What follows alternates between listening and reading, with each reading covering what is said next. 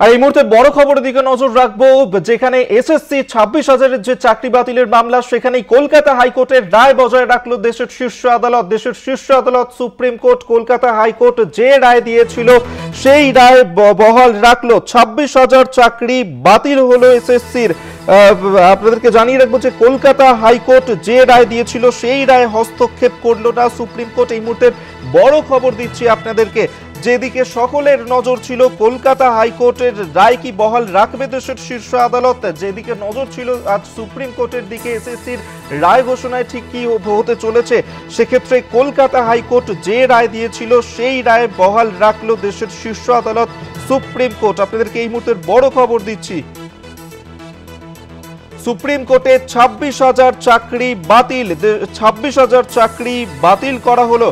আপনাদেরকে এই মুহূর্তের বড় খবর দিচ্ছি, যেখানে দেশের শীর্ষ আদালত যে রায় দিয়েছিল, ঘোষণা করলো, যা অত্যন্ত নজিরবিহীন। যেখানে 26,000 চাকরি বাতিল মামলার রায় রয়েছে, সেখানেই দেশের শীর্ষ আদালত জানিয়ে দিল যে কলকাতা হাইকোর্টের রায় বহাল থাকলো। অর্থাৎ কলকাতা হাইকোর্ট যে রায় দিয়েছিল 26,000 চাকরি বাতিল করার, সেই রায় বহাল রাখলো দেশের শীর্ষ আদালত সুপ্রিম কোর্ট।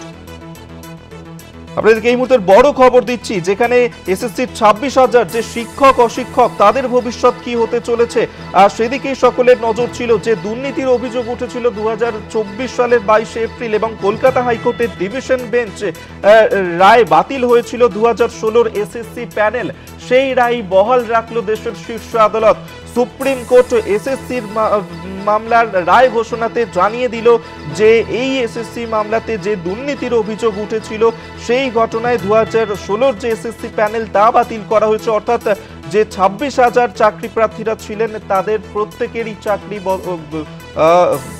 বাতিল করা হয়েছে। সোমা দাসের চাকরি বহাল রাখা হয়েছে। এই ক্ষেত্রে শুধু আপনাদেরকে এই মুহূর্তের বড় খবর দিচ্ছি, কলকাতা হাইকোর্টের যে 26,000 চাকরি বাতিলের রায় দিয়েছিল, সেক্ষেত্রে সিবিআই জানিয়েছিল যে তারা চায় কলকাতা হাইকোর্টের 26,000 চাকরি বাতিলের রায় বহাল থাক। অন্যদিকে স্কুল সার্ভিস কমিশন জানিয়েছিল যে প্যানেল বহির্ভূত নিয়োগের তথ্য থাকলেও ওই মার্কশিট কারচুপির তথ্য তাদের কাছে নেই। রাজ্যের তরফ থেকে জানানো হয়েছিল যে এতজন শিক্ষকের চাকরি বাতিল করা হলে বাংলার শিক্ষা ব্যবস্থা ভেঙে পড়বে, এবং সেই নিয়েই দেশের শীর্ষ আদালত পর্যন্ত জল গড়ায়। দেশের শীর্ষ আদালত সুপ্রিম কোর্ট জানিয়ে দিল যে কলকাতা হাইকোর্ট এই এসএসসি মামলা নিয়ে যে রায় দিয়েছিল সেই রায় বহাল রাখলো। অর্থাৎ কলকাতা হাইকোর্টের রায়ে হস্তক্ষেপ করলো না দেশের শীর্ষ আদালত। এই মুহূর্তের বড় খবর দিচ্ছি আপনাদেরকে, এবং সোমা দাস তার চাকরি বহাল রাখা হয়েছে শুধু, এমনটাই কিন্তু জানিয়ে দেওয়া হয়েছে সুপ্রিম কোর্টের তরফে।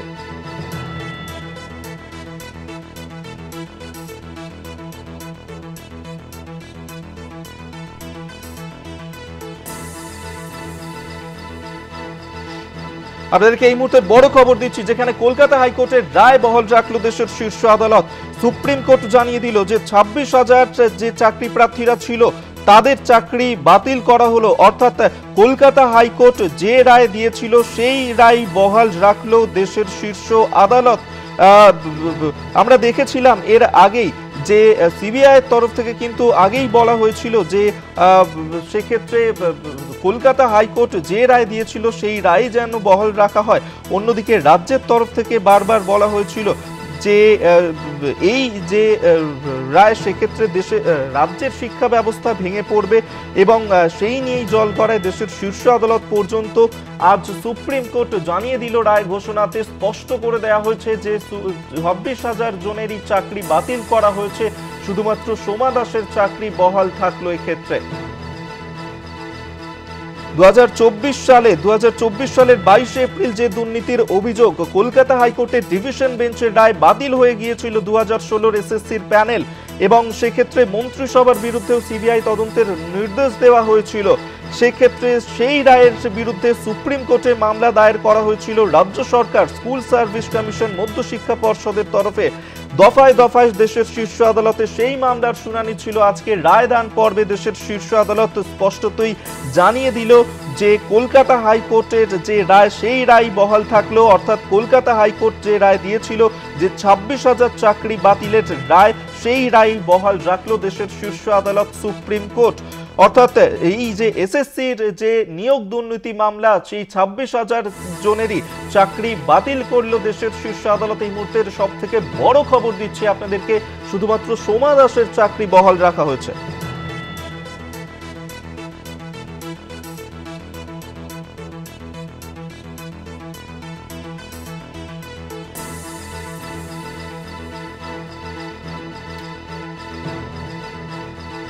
আপনাদেরকে জানিয়ে রাখবো যে দেশের শীর্ষ আদালত এসএসসি মামলায় 2016 সালের যে নিয়োগ প্যানেল তা বাতিল করে দিল। কলকাতা হাইকোর্ট যে রায় দিয়েছিল, কলকাতা হাইকোর্টেরই রায় বহাল রাখলো দেশের শীর্ষ আদালত।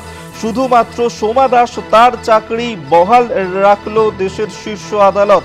আপনাদেরকে এই মুহূর্তের বড় খবর দিচ্ছি যে এর আগেও আমরা দেখেছিলাম যে মানবিক কারণে সোমা দাস তার চাকরি বহাল রাখা হয়েছিল আদালতের তরফ থেকে, এবং সেক্ষেত্রে তার চাকরি বহাল রাখা হয়েছে।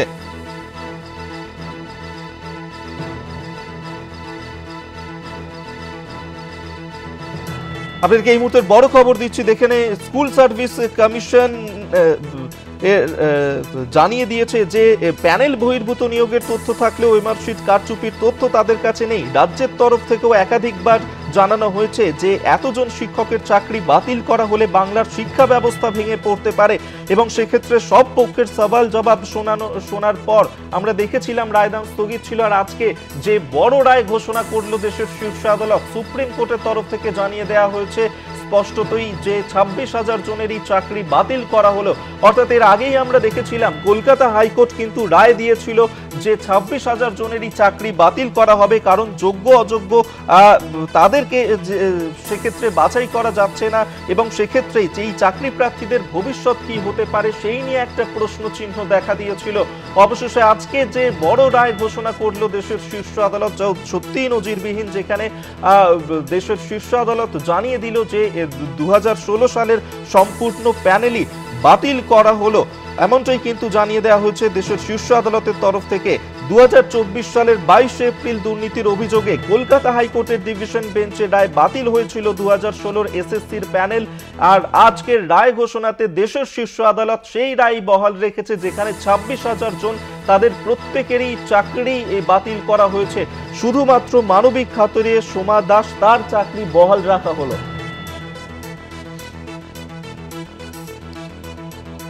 মারণ রোগে আক্রান্ত সোমা দাস, যিনি বীরভূমের বাসিন্দা, তার চাকরি বহাল রাখা হয়েছে শুধুমাত্র। সেক্ষেত্রে আর বাকি যে 26,000 জন তাদের প্রত্যেকেরই চাকরি বাতিল করে দেওয়া হয়েছে, এমনটাই কিন্তু সুপ্রিম কোর্টের তরফ থেকে আজকে রায় ঘোষণায় স্পষ্টতই জানিয়ে দেওয়া হয়েছে। সোমা দাস যিনি ক্যান্সারে আক্রান্ত ছিলেন, এবং শুধুমাত্র তার চাকরি বহাল রাখা হয়েছে মানবিকতার খাতিরে, এবং বাকিদের চাকরি প্রত্যেকেরই বাতিল করে দেওয়া হয়েছে, এমনটাই কিন্তু জানিয়ে দিল দেশের শীর্ষ আদালত।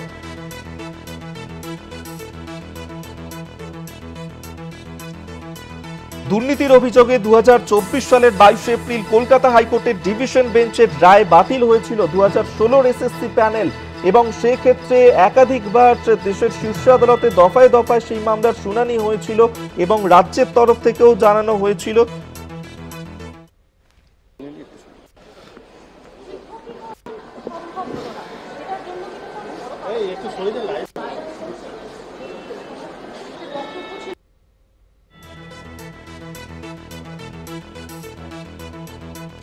আপনাকে জানিয়ে রাখবো যে এর আগেও কিন্তু আমরা দেখেছিলাম যে শেষ শুনানি যে প্যানেল সেটাই বাতিল করেছে মহামান্য ডিভিশন বেঞ্চের রায়কেই আপহেল্ড করেছে মহামান্য সুপ্রিম কোর্ট, এবং ইম্পর্টেন্ট যেটা যে তদন্ত দিয়েছিল ক্যাবিনেট এগেনস্টে সেটাও আপহেল্ড করেছে সুপ্রিম কোর্ট, এবং নতুন পরীক্ষা হবে, এবং নতুন পরীক্ষায় এজ রিল্যাক্সেশন নিয়ে সবাই বসতে পারবে।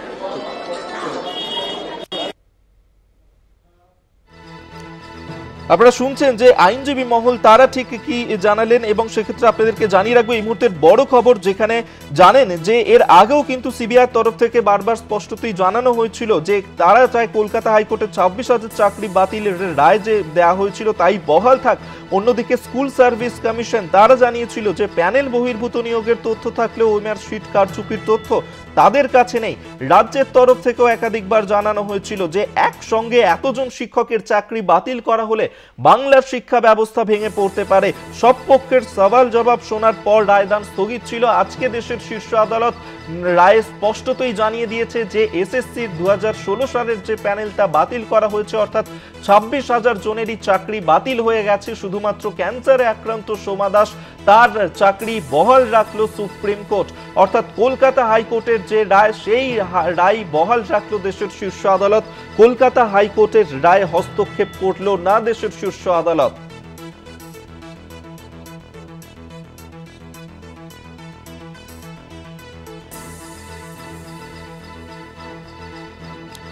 আপনাদেরকে এই মুহূর্তের বড় খবর দিচ্ছি, যেখানে এসএসসির 26,000 জনেরই চাকরি বাতিল করে দিল দেশের শীর্ষ আদালত। এই মুহূর্তের বড় খবর দিচ্ছি আপনাদেরকে। গত 10ই ফেব্রুয়ারির শুনানি পর্বেও আমরা দেখেছিলাম যে সব পক্ষের সওয়াল জবাব শোনার পর রায়দান স্থগিত ছিল। আজকে প্রত্যেকেরই নজর ছিল দেশের শীর্ষ আদালত এই চাকরি বাতিল মামলাতে ঠিক কি রায় দিতে চলেছে। সেক্ষেত্রে এসএসসির 26,000 জনেরই চাকরি বাতিল করে দিল দেশের শীর্ষ আদালত সুপ্রিম কোর্ট।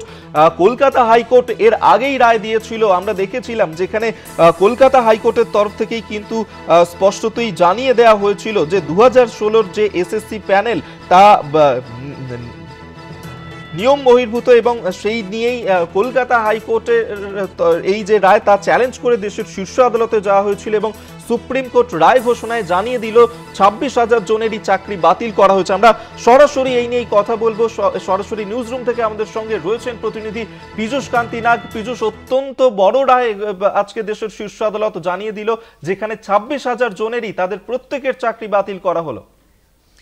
দেখো, আমরা দর্শকদের কাল থেকে যে বিষয়টি সামনে তুলে ধরছিলাম, সেই বিষয়টি ছিল যোগ্য এবং অযোগ্য প্রার্থীদের যে তালিকা সুপ্রিম কোর্ট চেয়েছিল, এবং সেই তালিকা জমা না পড়াই সুপ্রিম কোর্টের এই সিদ্ধান্ত বলে মনে করছে আইনজ্ঞ মহল। কারণ মামলার শুনানি চলাকালীন প্রধান বিচারপতির বেঞ্চ বারবার মন্তব্য করেছিলেন যে তাদের হাতে যদি যোগ্য এবং অযোগ্যদের তালিকা আসে, তাহলে সেক্ষেত্রে তারা বিচার প্রক্রিয়ায় সেই অযোগ্য তালিকাদের প্রাধান্য দেবে এবং সেক্ষেত্রে আদালত সিদ্ধান্ত নেবে।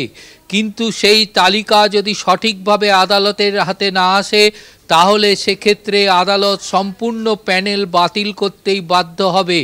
এই বিষয়টি কিন্তু গতকাল থেকেই আমরা দর্শকদের সামনে তুলে ধরছিলাম।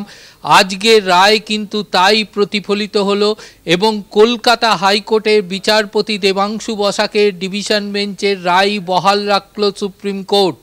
এই রায় দিতে গিয়ে প্রধান বিচারপতির সঞ্জীব খান্না ও সঞ্জয় কুমারের মন্তব্য যে কলকাতা হাইকোর্টের রায়ের কোনো হস্তক্ষেপের প্রয়োজন আছে বলে সুপ্রিম কোর্ট মনে করছে না।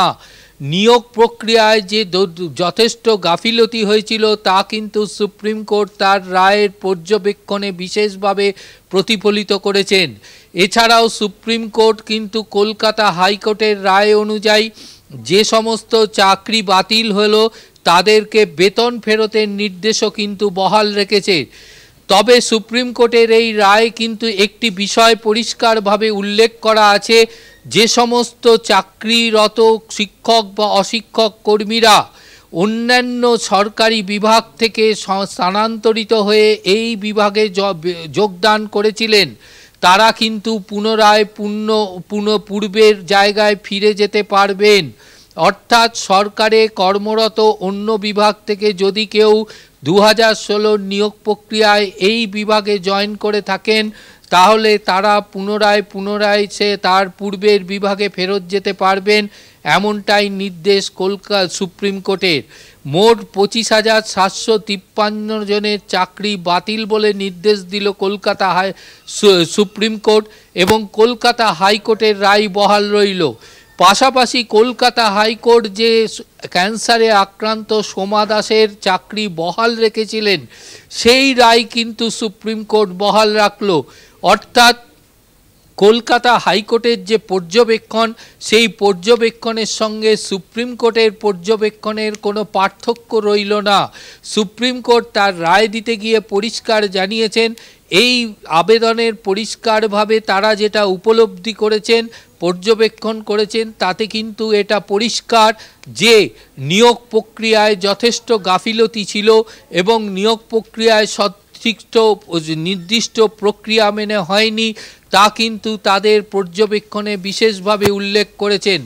এখন যে 25,753 জনের চাকরি বাতিল হলো, এর মধ্যে রয়েছে 2016 নিয়োগ প্রক্রিয়ায় নবম, দশম, একাদশ, দ্বাদশ এবং গ্রুপ সি এবং গ্রুপ ডি যে সমস্ত প্রার্থীর শিক্ষক এবং অশিক্ষক কর্মীরা ছিলেন, তাদের শুধু চাকরি গেল না, তাদের যে বেতনের অর্থ তা কিন্তু সব ফেরত দিতে হবে। সুপ্রিম কোর্ট ফেরত দিতে হবে এমনটাই রায় দিল সুপ্রিম কোর্ট।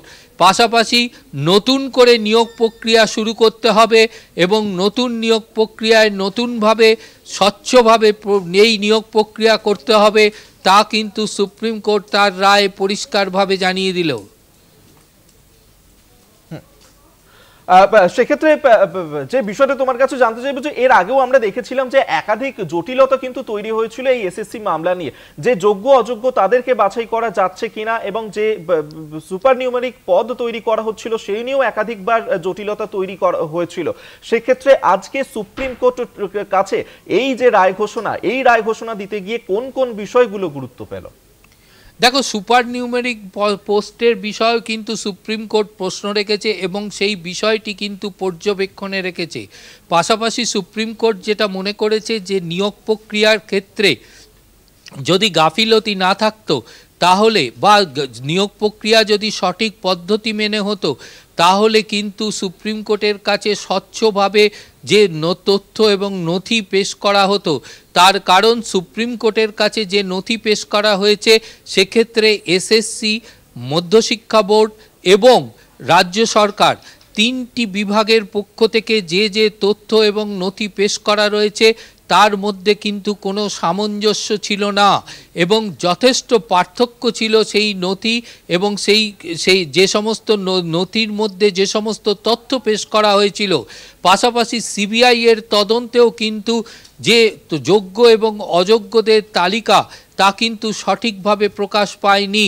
অর্থাৎ সুপ্রিম কোর্টের আইনজ্ঞ মহল যেটা মনে করছে, সুপ্রিম কোর্টের হাতে যদি প্রত্যেকটি বিভাগ অর্থাৎ এসএসসি, মধ্যশিক্ষা বোর্ড এবং রাজ্য সরকার এছাড়াও তদন্তকারী সংস্থা সিবিআই তাদের পক্ষ থেকে যদি একটি নির্দিষ্ট যোগ্য অযোগ্যদের তালিকা প্রকাশ পেত এবং সেক্ষেত্রে সামান্য গড়মিল হলেও সুপ্রিম কোর্ট সেই তালিকাকেই প্রাধান্য দিয়ে যোগ্যদের বহাল রেখে অযোগ্যদের সেই চাকরি বাতিলের নির্দেশ জারি করতে পারত।